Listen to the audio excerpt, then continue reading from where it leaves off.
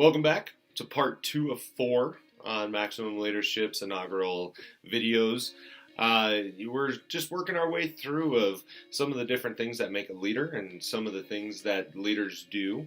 Last week we learned a lot and we talked a lot about, failure and how failure can really shape a leader. We also talked about success and how that can shape a leader. Also mentioned that, leaders are not born. Leaders are definitely made. So, if you missed last week's video, definitely go back, take a look at that one. If you enjoyed it, again, like, comment, share.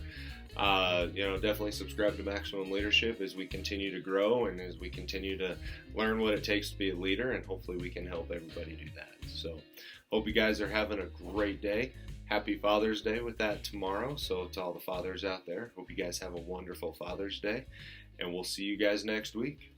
Have a good one.